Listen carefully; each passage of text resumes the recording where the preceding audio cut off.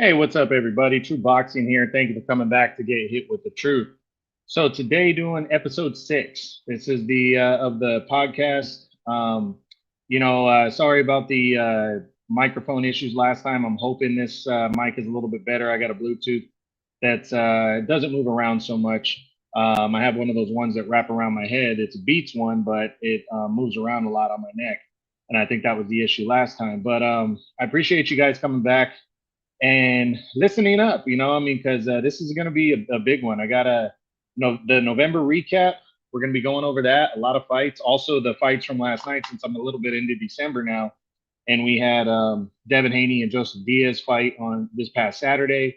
And you also had Gervonta Davis and Isaac Cruz fight last night. I've been meaning to, keep up at the end of the month. It's just things have been so busy lately. I can't even tell you, with Christmas coming up and just everything across the board, just life in general. I'm sure everybody knows how that is.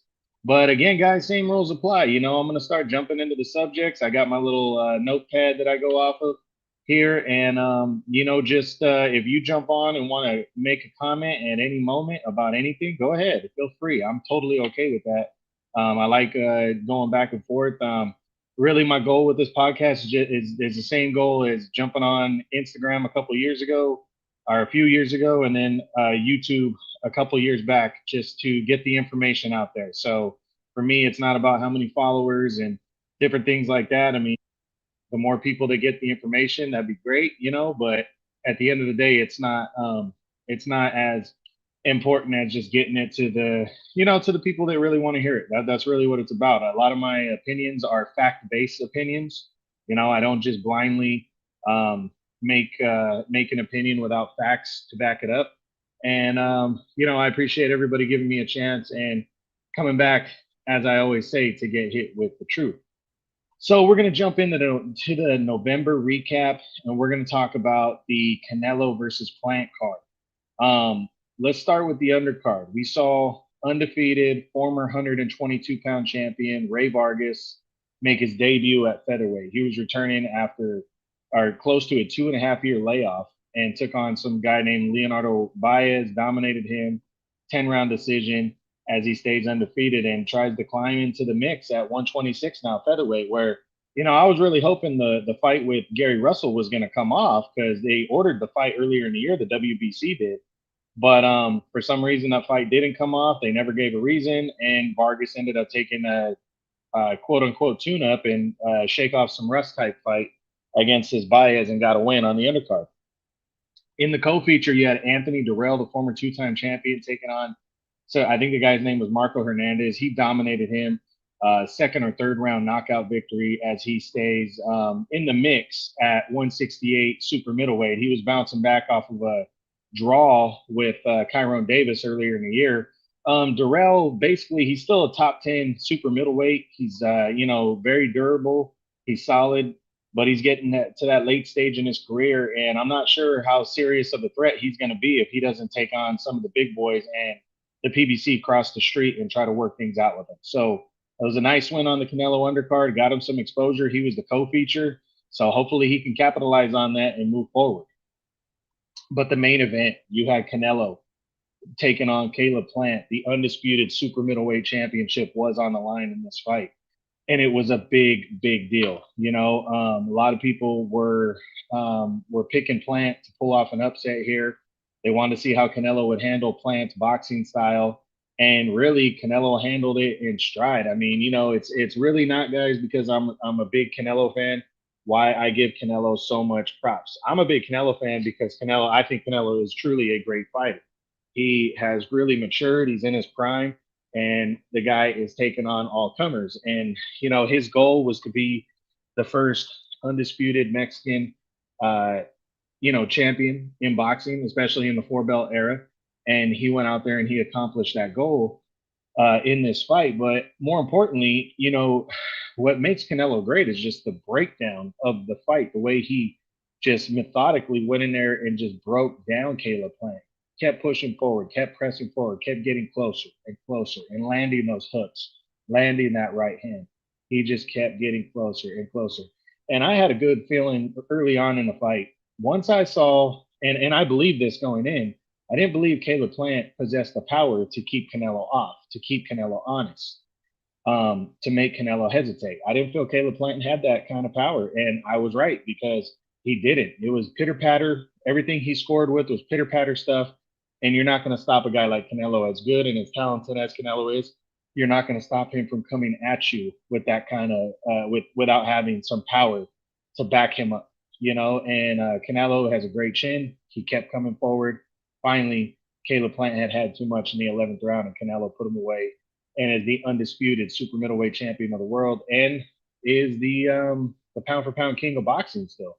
But the big surprise was afterwards. Everybody wanted to know what he was going to do next, and Canelo went to the WBC convention and formally requested to move up 2 weight classes to the cruiserweight division to challenge for the WBC cruiserweight title, and was approved by the WBC to do that. His goal, and he's received a lot of criticism for this because, like myself, a lot of people want to see Canelo fight guys like Jamal Charlo, Triple G in a third fight, possibly Demetrius Andre, David Benavidez, of course. But you know, I get that. I get people's frustration because they want to see him fight a big name. And in all fairness, Ilunga Makabu, the current WBC cruiserweight champion, a truly, truly good fighter and a veteran, but is not a big name. You know, respectively, he's not. And the guy he's fighting in January, Tabiso Mashunu, they fought years ago back in 2015. And 2015 or 16, and Makabu stopped Mashunu in a great fight where Mashunu was actually slightly ahead of that. But in all fairness, neither one of those guys are a big name. But on the flip side, again, I agree with you. I want to see him fight somebody at 168. I do, Canelo. But in all fairness, guys, let's be real here. Canelo is attempting to become the first ever 5-division champion to hail from Mexico. This is a big deal for him.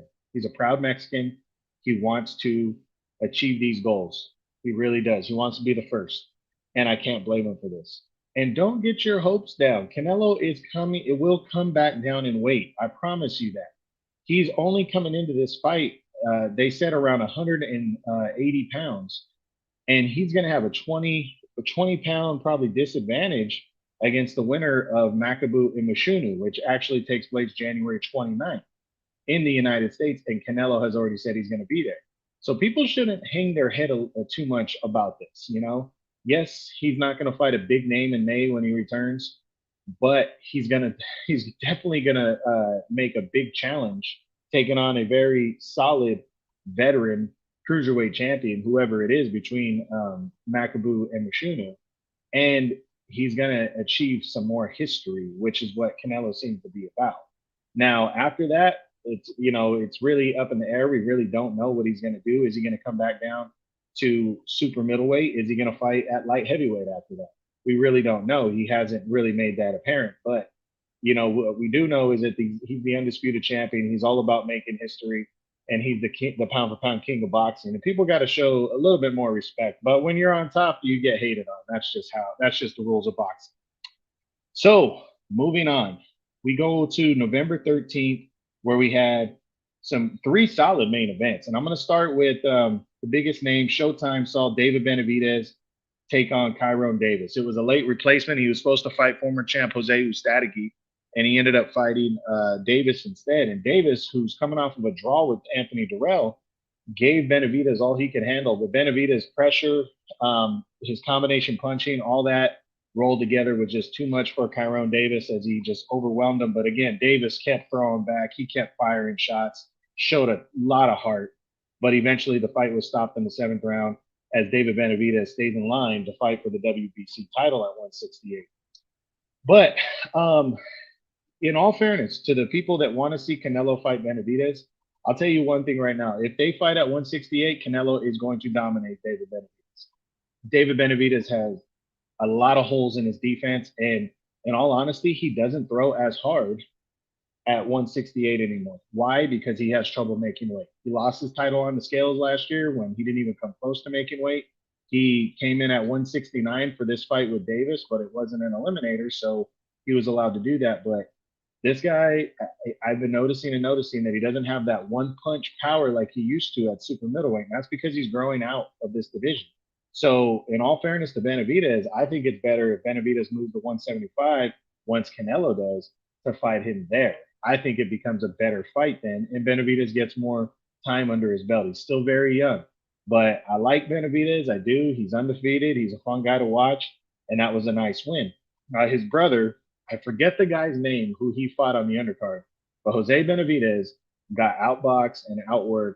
He got a gift draw in his home state in his hometown of Phoenix, Arizona, and he should just shut his mouth and deal with it there. And respect that he was out of the ring for over 3 years and just come back against maybe not too pressing of an opponent next time out.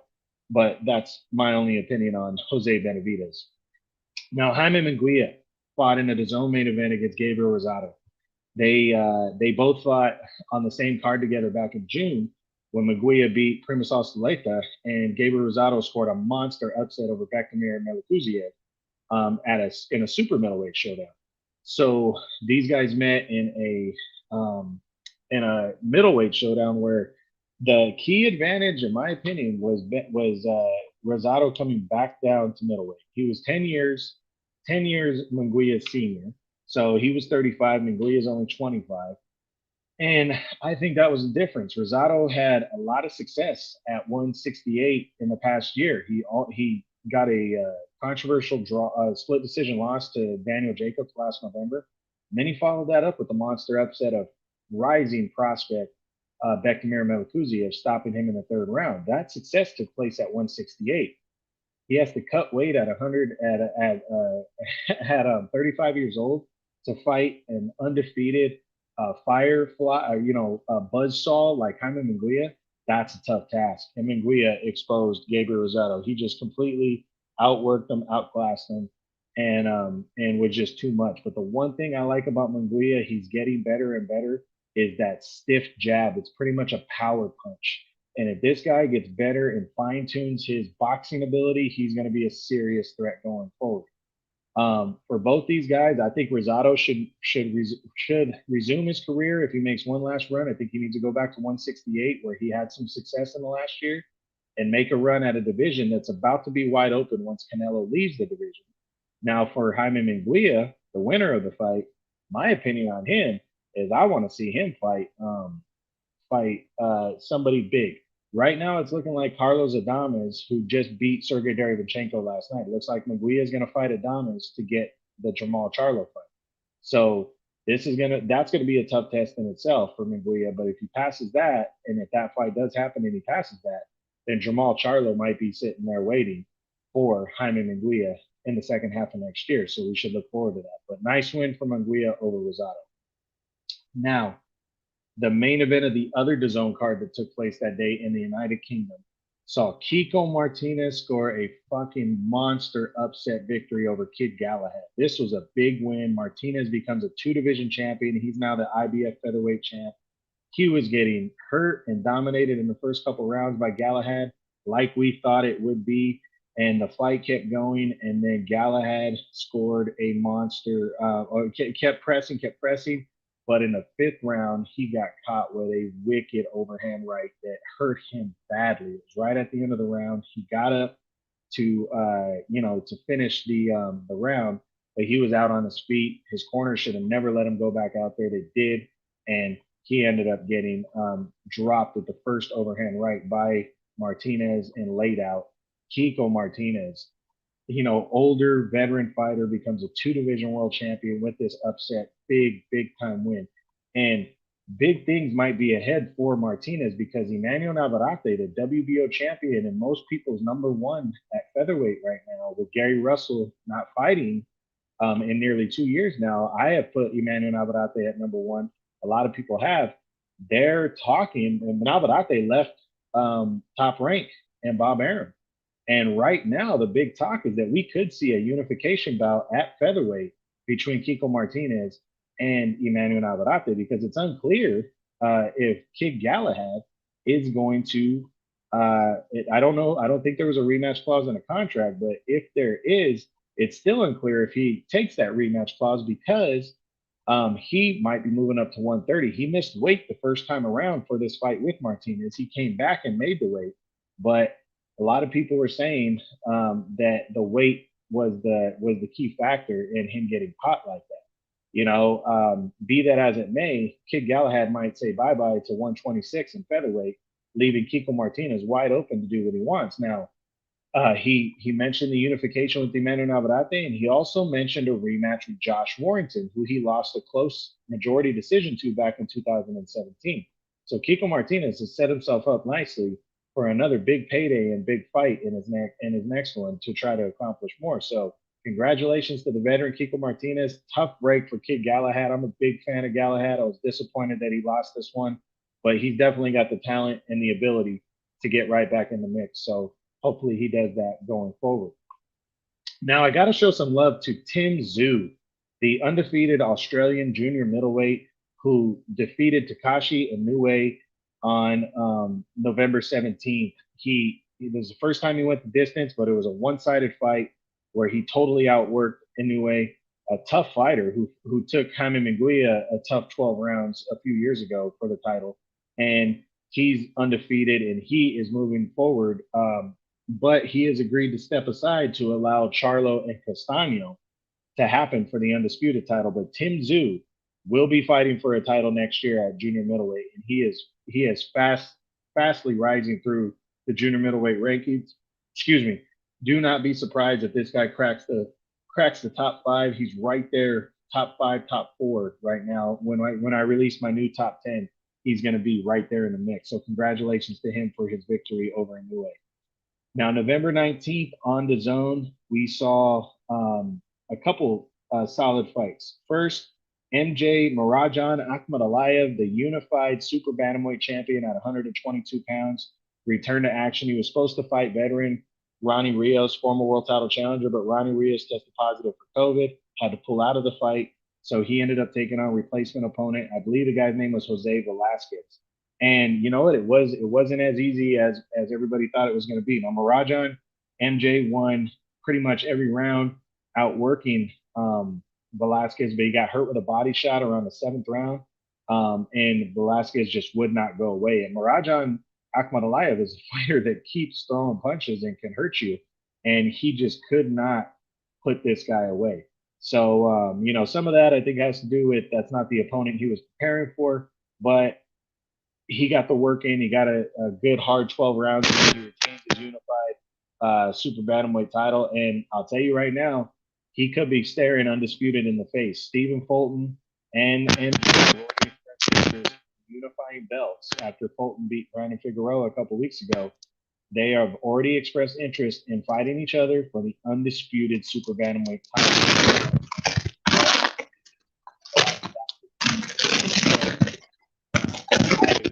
Very excited. I think there's a lot of talent in that ring between.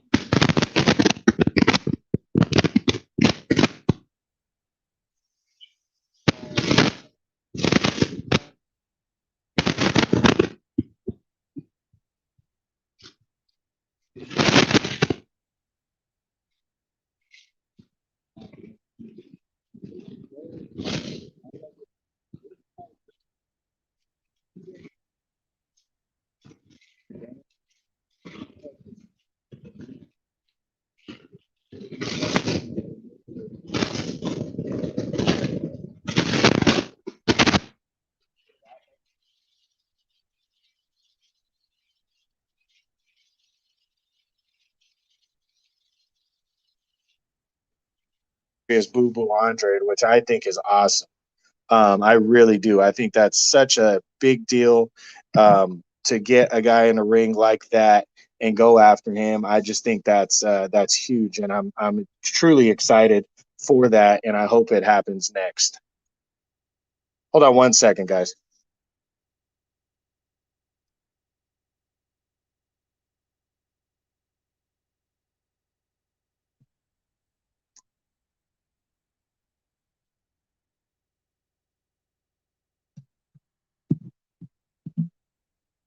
Sorry, guys, I was just switching Bluetooth there. Wasn't sure how the volume was working, so I switched over to my original Bluetooth. All right, so let's keep it moving. We go to the main event. It saw Terrence Bud Crawford taking on Sean Showtime Porter in the main event of that ESPN pay-per-view card. And Bud Crawford proved to everybody why he is one of the pound for pound best fighters in boxing and why he needed this victory so bad against Showtime Sean Porter. Porter came at him like a bulldog, doing his thing, boxing, working his way in, and it was a good, tough battle. But Crawford kept timing him, setting him up, and landing that left hand uppercut. But Porter, to his credit, man, was like I said, was just like a bulldog, his normal style, and he put the pressure on Crawford. Crawford had to really fight hard to keep him off. And it was a very close fight heading into that 10th round. I think two judges had Crawford winning 5 rounds to 4, and I think the other judge had him up 6 rounds to 3.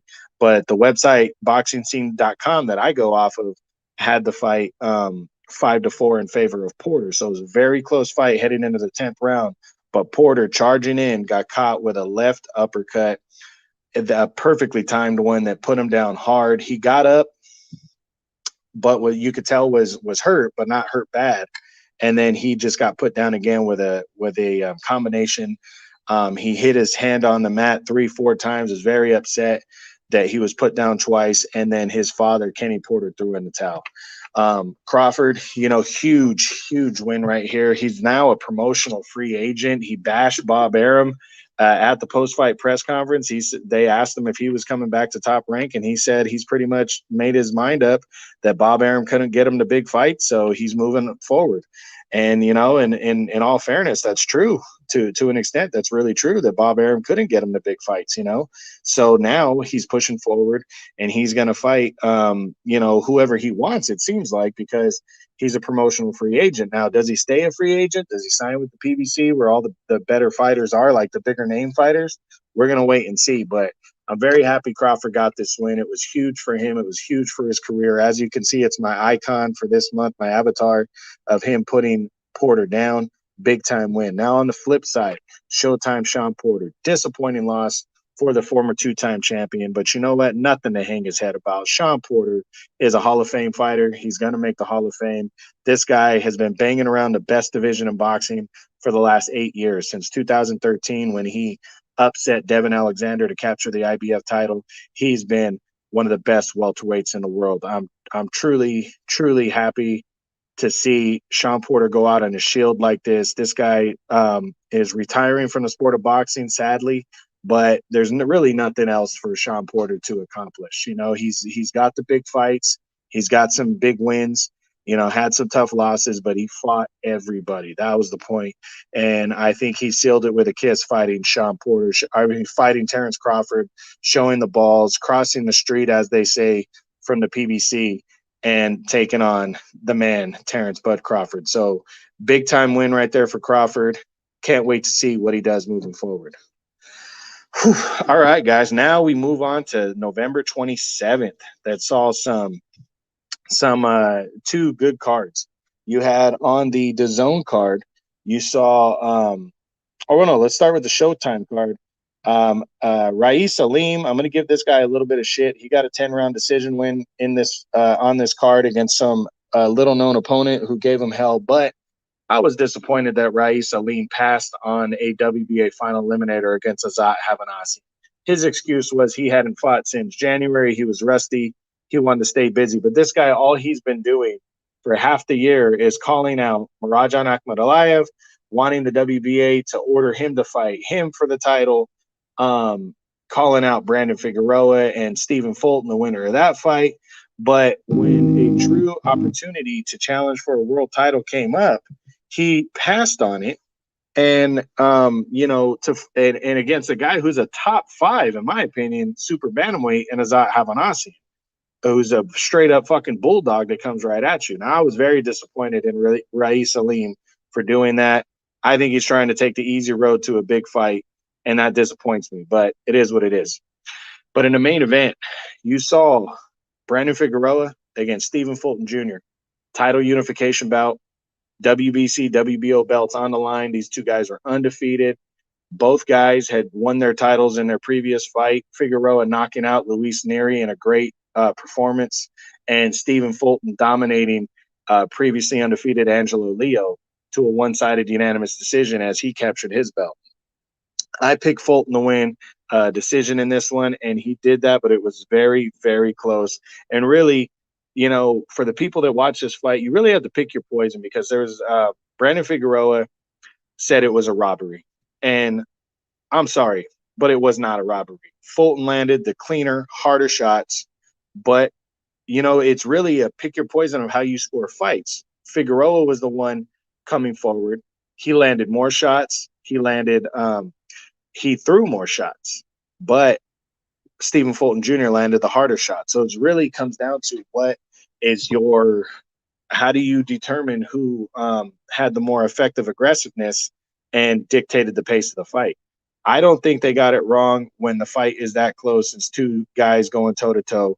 Stephen Fulton, Brandon Figueroa. It was a great, great fight. Stephen Fulton walks away with a close majority decision and becomes the unified world champion. And now he offered Figueroa a rematch, but Figueroa is doing the same thing. Teofimo Lopez said, that he wants to move up to featherweight, which Figueroa, he's a big guy at 122, but I say, why not take one more run at it? It gives you the opportunity to possibly go after the undisputed title and get revenge for a loss that you don't feel like you lost. So let's run it back. Stephen Fulton offered him the rematch. Haven't heard anything out of the Brandon Figueroa camp. I hope he decides to rematch the guy, but if he doesn't, I think Figueroa is going to be a very good fighter at 126. He's going to be he's going to be a threat at 126 because that's more his natural size and weight. Well, we'll see. We'll see what happens. But a truly great performance by Brandon Figueroa, nothing to hang his head about.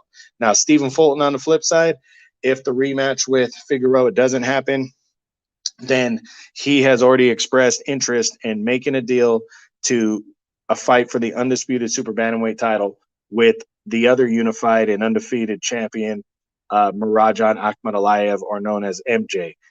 I hope we see that fight in the first half of next year. I think it's going to be a great matchup to become an undisputed champion. You make history, and it's going to make the winner a star. So congratulations, Stephen Fulton Jr. Big win over Brandon Figueroa.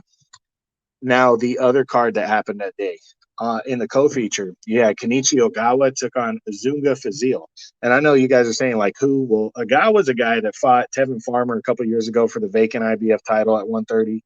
And he originally won the bout by a controversial decision, a fight that a lot of people thought Farmer won. And then he tested positive for some kind of banned substance, steroid, and he got stripped of the belt. Well, he worked his way back into the mix somehow. and he filled in to fight Azinga Fuzil for the vacant belt. Fuzil was coming off a nice win over Martin Ward. Fuzil was ahead on points in Africa against Shavkat Rakhimov before Rakhimov knocked him out. And that fight ended very controversially. But I picked Fuzil to win this fight, and Ogawa proved me wrong. He knocked Fuzil down 3 times and got a clean one-sided unanimous decision to become – well, it wasn't one-sided. Fuzil was in the fight. It was he did pose a threat. But Kenichi Ogawa walks away the new super featherweight champion of the world. Big-time win. He throws himself into the mix at 130 now. That's big. That's just a big deal right there. The main event, though. George Kambosos upsets Teofimo Lopez to become the unified or undisputed lightweight champion of the world. What a victory for George Kambosos. This was a great fight, first off. Teofimo Lopez, these guys talk so much shit to each other all year. And finally, at the weekly press conference, the 2 fathers got into it and we're mixing it up. And Kambosos was just right up under Lopez's skin to where Lopez was saying he was going to go in there and knock him out. So Lopez went right after George Kambosos and looked like he might hurt him and put him down in the first round. And Kambosos landed a great counter overhand right that hurt and put Lopez down. And from there, it was a firefight. It was back and forth. Both guys had moments. Lopez was outboxing at moments, Kambosos, but then Kambosos would just outland him in the round and score the harder shots. And it was a good fight down the stretch. Then in the 10th round, Lopez hurt Kambosos and put him down, but Kambosos got up and won the championship rounds there. And when it came down to it, they called a split decision victory for George Kambosos Jr. Big win for him. Congratulations. Now, Lopez cried like a little bitch after the fight, said he won 10, 11 rounds, which was bullshit. No way he won that many rounds. And since then, Kambosos told him right there in the ring, well, we can rematch. You come down to Australia for the fight. And it looks like him and his father, Lopez and his father, have no intention of fighting Kambosos again. They're making the excuse about lightweight, about fighting at 135, how they can't do it, so they're moving up to 140, and they should have done it for a couple of years. Well, I look back at the last couple of years when they say that and go, okay, he knocked out Richard Comey, and then he beat Vasily Lomachenko fighting at 135. So they waited till they lost to make excuses about the weight. Bullshit. Lopez overlooked George Kambosos, plain and simple, and George Kambosos beat him. Take the loss, go get a rematch. But, we saw how Lopez is about rematches since Vasily Lomachenko in a fight that he won. But everybody knew that fight was very close and that they should fight again. Plus, it would make Lopez more money than any other fight. But he avoided that. He didn't want that fight. And he said for a minute there that he would fight him, and then he came back and said again, I'm not going to fight him. I'm not going to fight him. So Lopez is clearly does not know how to handle losing. He can celebrate and do flips in the ring and somersaults and all that bullshit when he wins a fight, but he cannot sit there and take a loss and take an L. And, I think he's going to be a threat at 140. I do. He was talking about getting a fight in the first half of the year and then fighting Josh Taylor next year. That's a great matchup for him. But I think personally he should go after a rematch and erase his defeat and try to get some revenge and then move up. But, he's going to be a little whiny bitch about it. And probably not do that. Now, the winner, George Kambosos. What a victory. What does he do next following that win over Lopez? And to be honest, it looks like he could be fighting for the undisputed title at lightweight against Devin Haney, the other WBC champion.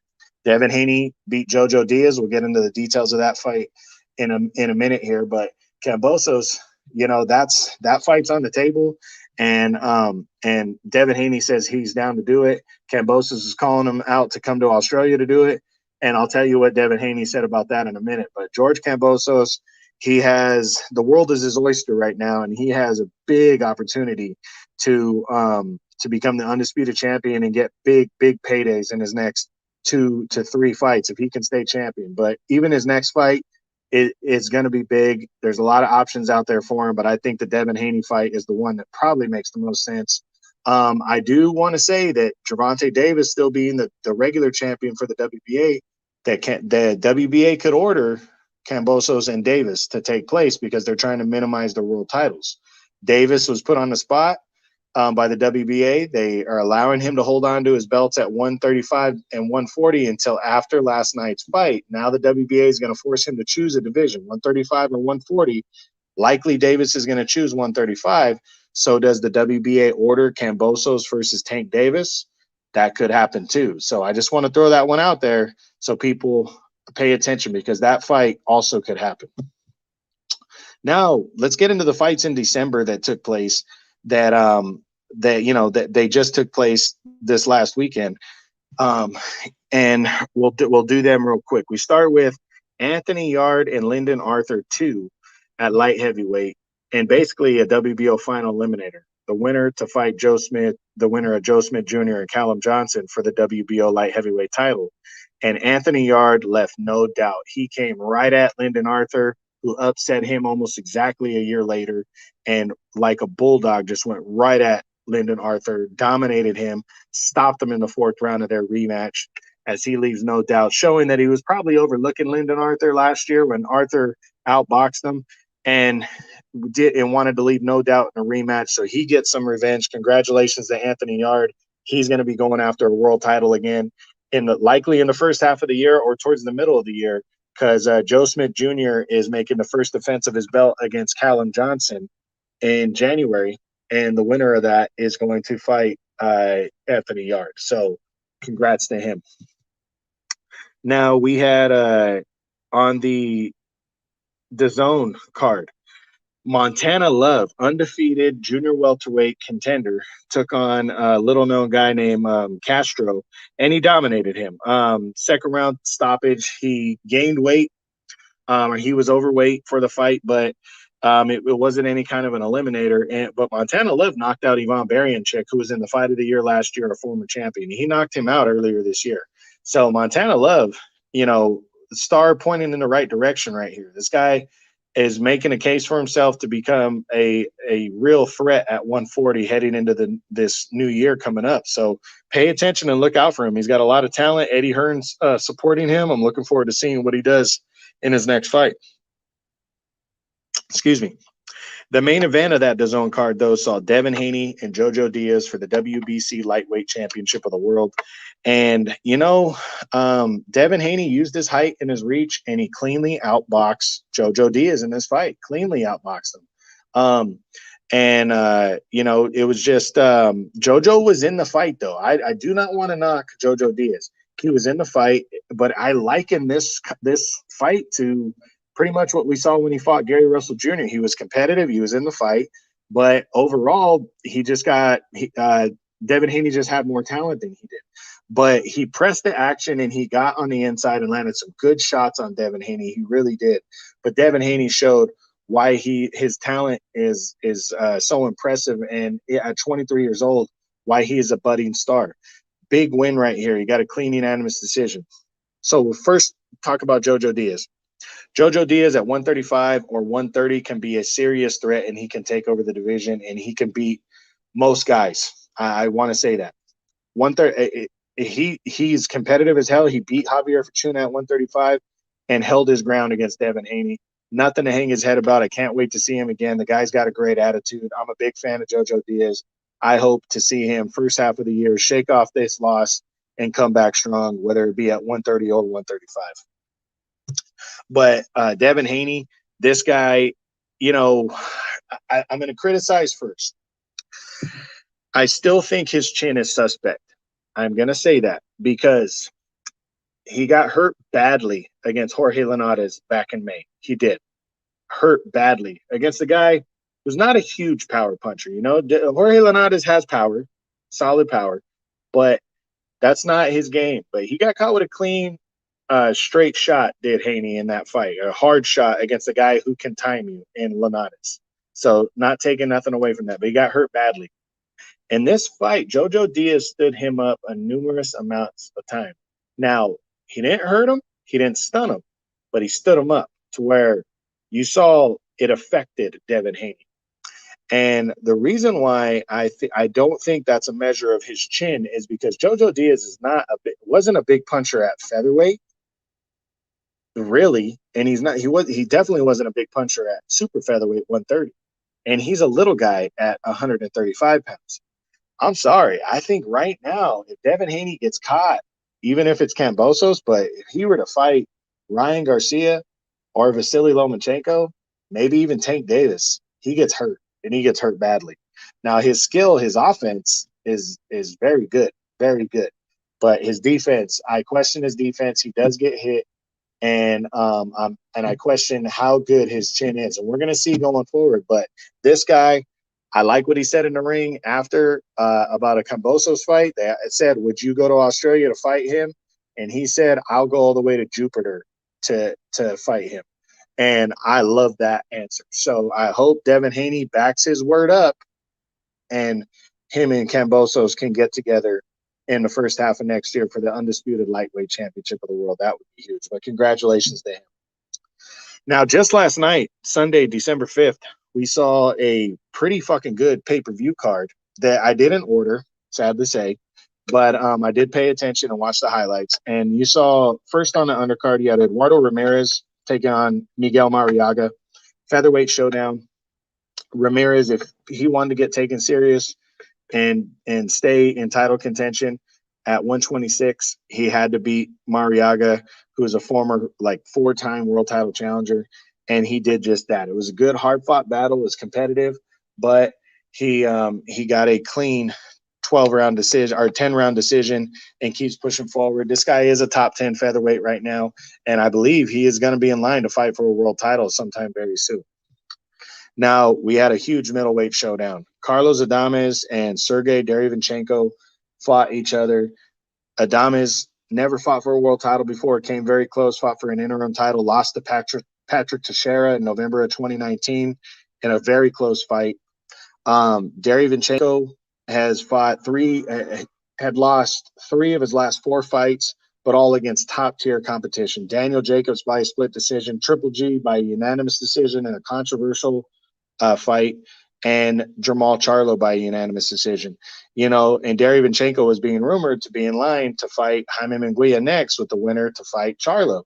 And he went out there, and I was worried that he was going to get beat in this one, or he was taking on too good of an opponent after a long layoff and losses in 3 of his last 4 fights, and it proved I was right, because I picked Darivanchenko to win a close decision, but Carlos Adames was talented, and I knew it, and he came out and he proved that, and he outworked Darivanchenko to a majority decision over 10 rounds, and now has put himself in position to fight Jaime Munguia in a WBC final eliminator. Now, for Darivanchenko, 36 years old, and he is going to have to really, really work. Maybe he goes to 154 to see if he can make a dent there, if he's going to make another run.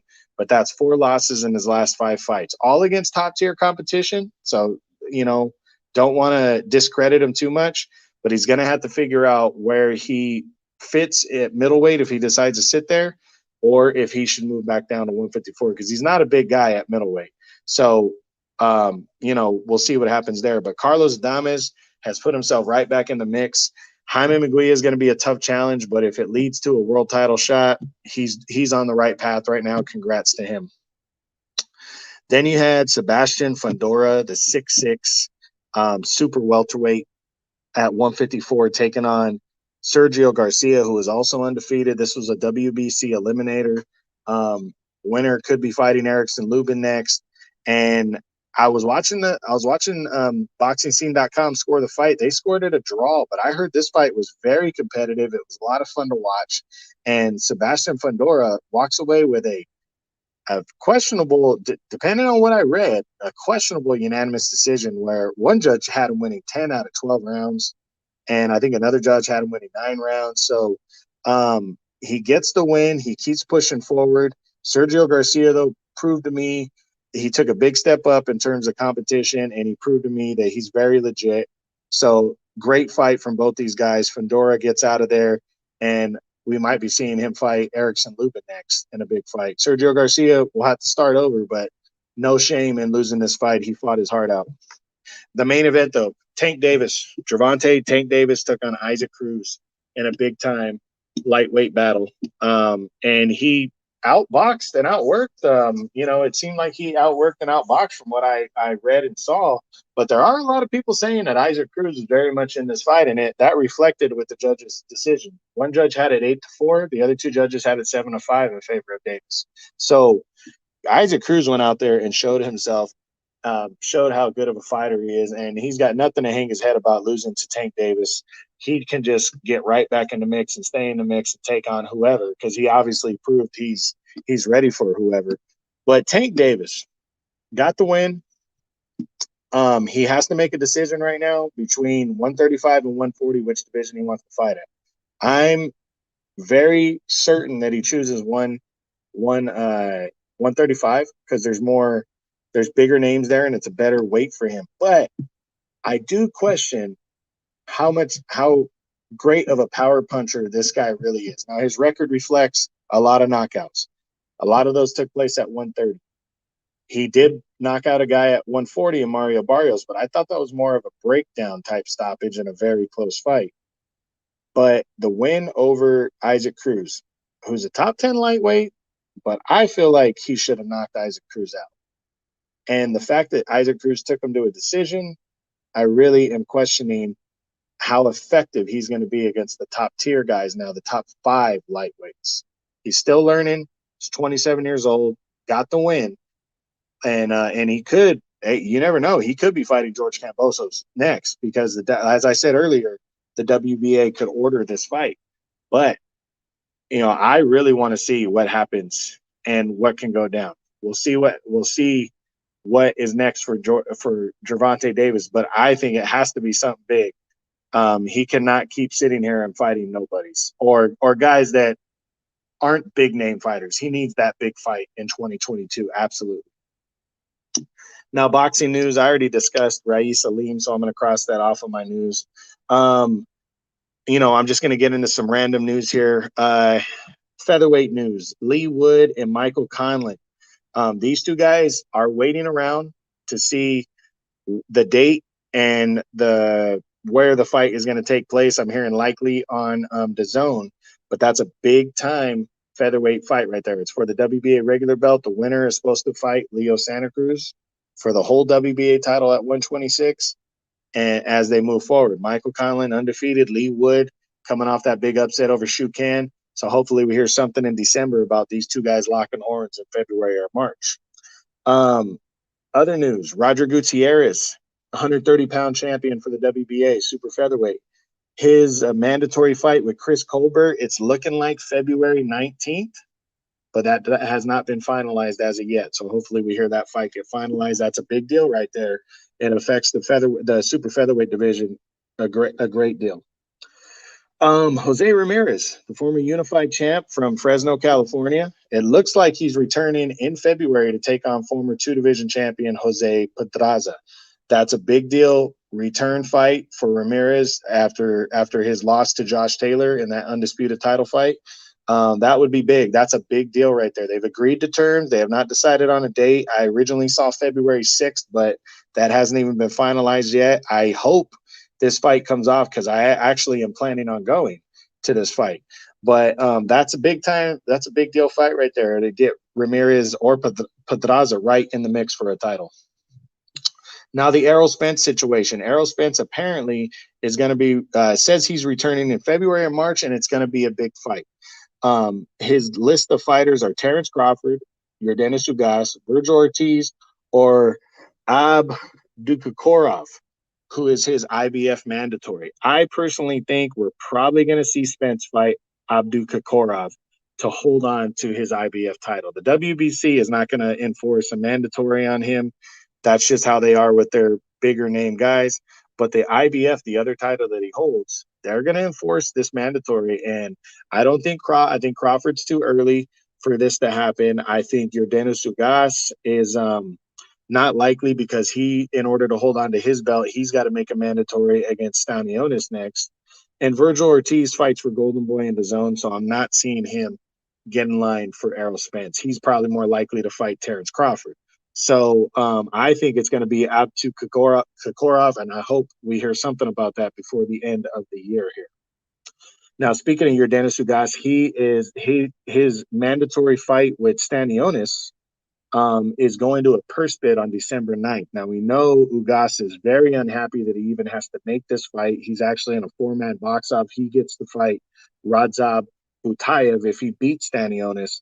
But we should hear some news about this showdown between Ugas and Stanionis before the end of the year, as their purse bid is later on this week. More news. Jermell Charlo and Brian Castano 2 is going to happen. The undisputed super welterweight championship of the world has been agreed to in terms. The rematch will take place on February 26th, likely on Showtime again. They're just still trying to finalize everything, but they have already agreed to it. It's going to be for the undisputed title again. If you guys didn't see the first fight, it was a great one. And it ended in a draw in a fight that a lot of people thought Castano won, myself included. I thought it was 7-5 in favor of Castano, but Charlo won the championship rounds, and he also hurt Castano a couple times in that fight. So that's the news on that. So that fight should be formally announced before the end of the year. More news. Triple G Ryota Murata to unify titles at middleweight has been postponed. Because of the new corona variant, I guess travel restrictions, they've clamped down on them. And that fight was supposed to take place Wednesday, December 29th. Now the fight's been postponed. So look for these two guys to fight in the first quarter of the year is what the news said. So hopefully we hear something more concrete and a new date pops off before the end of the year. Canelo to 200 pounds. I already kind of discussed this earlier, what Canelo's doing and moving up to 200. I hope everybody kind of understands that. But the big news, the last piece of news I want to talk about, the heavyweight situation. Frank Warren, who co-promotes Tyson Fury, has come out and said that he is willing to offer Anthony Joshua step-aside money to allow Tyson Fury and Alexander Usyk to fight each other for the undisputed heavyweight championship of the world. And that fight could happen if Anthony Joshua does indeed step aside, because Fury and Dillian White cannot seem to get worked out, because Dillian White is in a legal battle right now with the WBC for backing out of his fight with Otto Wallen back in October. So now, because of that stall, Tyson Fury wants to come back in March, and he wants to fight Alexander Usyk. Now, he said that Joshua should take step-aside money, and Joshua said that he'll take $40 million. That was his response, and this is just in the last couple of days. He'll take $40 million to step aside. Now, I don't think that's likely going to happen for that amount of money, but I see an upside with this. Joshua, if he really is not confident that he can, or if he wants to allow this to happen, I say Joshua as not a tune-up, but as a fight around the same time, come back and fight Dillian White in a rematch. And then the winner truly deserves the winner of Fury and Usyk. So that's my idea right there. That would be awesome. But we'll see what happens. It's kind of up in the air right now. We haven't heard nothing, but we'll see if what comes to play, and hopefully we get some kind of news before the end of the year about that whole big heavyweight mix-up and what's going to happen. So that's it on the news. So let's close out this with talking about the schedule for December. We'll throw out some fights in January as well. December 11th, this coming weekend, you have Ali Walsh, grandson of Muhammad Ali, is fighting for his third professional fight. The guy looks pretty good so far, so he's going to be on the ESPN undercard. Jared the Big Baby Anderson, undefeated heavyweight on the rise, is taking on some heavyweight named Teslenko as he keeps trying to, build his resume. He's pretty solid. And then the main event, Vasily Lomachenko, the Matrix, takes on Richard Comey, the former world champion himself. This is a very good lightweight battle right here, guys, between two top 10 guys. Lomachenko not going anywhere. one of the pound for pound best fighters in boxing. Richard Comey, fearless, former world champion. They're gonna lock horns on December 11th. I'm picking Loma to win by a knockout in the middle of the later rounds, but Richard Comey is a live underdog and nobody to sleep on. But that's December 11th, ESPN. Also on the 11th, you on Showtime, Nonito Donaire returns to defend his 118-pound title against a guy named I think Raymond Gaballo. So this should be an interesting fight right here. Nonito, even if you don't know the guy he's fighting, Nonito is fun to fucking watch at 118. He's drinking from the fountain of youth to come down to 118 after moving all the way up to 126 and be effective and win a world title and take the monster Inoue just last year to a big fight and performance. Speaks a lot. I got Donaire winning this fight by knockout again. I love that guy. He's a great fighter, Hall of Fame fighter. Also on the 11th, undefeated welterweight on the rise. Conor Benn takes on former junior welterweight champion Chris Algieri. This should be an interesting fight right here. I'm looking forward to it. I think Conor Benn's going to get another win, but he's trying to prove himself. He's flashy. He wants to really throw himself in the mix at welterweight, and that should be a good fight. I got him knocking out Chris Algieri on Saturday, December 11th. That's going to be on DAZN earlier in the day because it's coming from the United Kingdom. On the 14th, I believe that is on a Tuesday, from Japan, the monster returns. Takashi Inoue. I'm sorry. God damn it, what's his first name? Inoue, the monster. You guys know who that is. He returns to take on some guy named DePayne. He's defending his unified titles. I'm looking forward to seeing that. The monster is badass, and you do not Inoue. Anyways, they're fighting. That should be good. I'm looking forward to it on the 14th. He gets another knockout win and retains his unified titles. The 17th, Friday the 17th, you got a couple shows actually that are two shows that day. A WBA final eliminator at 154, undefeated Madrimov takes on Michel Soro. So that's on DAZN. That's a final eliminator. Winner is going to be in line for the winner of Charlo and Castano or a vacant world title. Again, you might not know these guys, but they are players in the divisions, and that's why I bring it up. I got Madrimov probably beating Soro, but I wouldn't be surprised if Soro wins that fight either. He's hungry. But the big fight on the 17th, unified light heavyweight title on the line, undefeated Arthur Beterbiev taking on undefeated Marcus Brown. Taking on Marcus Brown. Brown's not undefeated anymore. Main event, ESPN Plus is a mandatory title fight right here. It's going to be a good light heavyweight scrap, in my opinion. I got Arthur Beterbiev stopping Marcus Brown in the middle of the later rounds, though. But I really think Marcus Brown is a live underdog and could pull off the upset in this one. We'll see what happens. The 18th, and that's the last day of boxing we're talking about. You got 3 cards taking place on the 18th. First up on Fox, you got David Morrell taking on Alontes Fox for the regular title at 168 pounds for the WBA. Morrell is fun to watch. He's undefeated. He's only like 5 or 6-0, taking on Alontes Fox, who's fought Demetrius Andrade before, and he's a decent competition for Morrell. Morrell trying to prove that he belongs in the mix at 168, and he could end up being your next WBA champion because Canelo, who knows if he's going to be defending that belt or not at 168 anymore. But this guy's trying to make himself a player. He's fun to watch. Check him out on Fox that day. 2 DAZN cards. First, Gilberta Ramirez, undefeated former super middleweight champion, taking on Yunieski Gonzalez, who is always a grinder, always hungry. This fight's going to end in a knockout. I got Ramirez winning this fight by knockout. I also got Morrell winning his fight by knockout on Fox.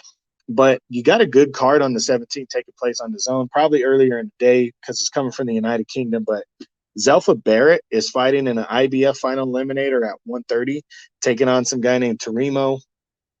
Barrett's probably going to win a decision and push forward towards Kenichi Ogawa. The co-feature, Joshua Buatsi, who is trying to throw himself in the serious mix at light heavyweight, is taking on Maxim Vlasov, the veteran former world title challenger. Vlasov is coming off of a close majority decision loss to Joe Smith Jr. for the vacant WBO belt earlier this year. This is going to be a good-ass matchup right here. We're going to see what Buatsi's really made of. I'm going to predict Buatsi to pull off the win here by a decision and throw himself in the serious fucking mix at 168 pounds super middleweight. And then the main event, a big heavyweight rematch. You got Joseph Parker taking on Derek Chisora. Parker won a close decision earlier this year. They're going to leave no doubt in a rematch, and I think Parker's going to leave no doubt. I got him winning a unanimous decision this time over a game Chisora, but I'm very much so looking forward to it. That's going to be a good matchup, good fight right there, December 18th on DAZN. Now, just throwing a couple fights out that have been penciled in for January. There's a big heavyweight pay-per-view card on Fox, headlined by Luis Ortiz taking on former champ Charles Martin. Frank Sanchez is taking on Carlos Negron in the co-feature. That should be decent. On the 15th, Joe Smith Jr. defends his light heavyweight title for the first time against Callum Johnson, who's a slugger. Joe Smith's a slugger. That's going to be a good one. And then January 29th, you got two different cards. Not sure what networks they're going to take place on. First, a big middleweight showdown. Chris Eubank Jr. takes on Liam Williams, two former world title challengers trying to throw themselves in the mix at 160. That's a good fight right there on the 29th. Hopefully DAZN picks that one up. Also on the 29th, Ilunga Makabu versus Tabiso Mishunu in a rematch for the WBC Cruiserweight Championship of the World. This fight's taking place in the United States. Canelo is going to be ringside because Canelo is likely fighting the winner to try to become a champion in 5 different weight classes. Check this one out, guys. That's going to be a good one. So, guys, I'm sorry this one went so long. There's a lot to cover. I appreciate you guys tuning in. Listen to this in segments. You know what, guys? I talk about all these subjects separately and in my videos. I really do. So you could check those out that way, or you could just listen to this in segments and hear the news, because it's really what it is. It's just hearing news, opinions, and having you guys throw it back at me and see what you think. But I appreciate your time. I love doing this. I really do. Again, to me, it's, however many people it reaches, I'm just glad to be doing it. And I hope everybody keeps coming back and getting hit with the truth. So thank you very much. True Boxing, you've been hit with the truth. Yeah, guys, last thing, I'm sorry, before I close it out.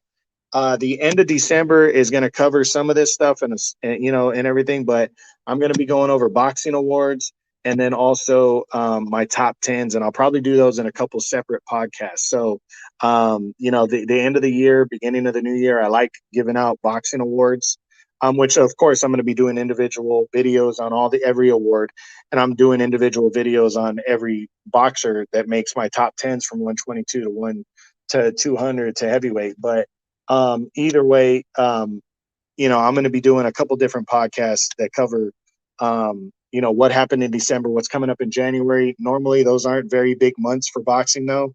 You're going to have some fights to talk about and other fights coming up in January, but January is not a big month. So I will be covering, probably doing maybe every couple weeks or maybe 2 in 1 week podcasts that have to do with December and January. Any news that might be a shorter one, and then I might also hit you guys with just a boxing awards podcast to talk about what happened in 2021. That's always fun. And then another one to talk about my top 10s in every division, covering those and the whys and everything. So I hope you guys stay tuned. I hope you guys enjoyed this. True Boxing, you've been hit with the truth.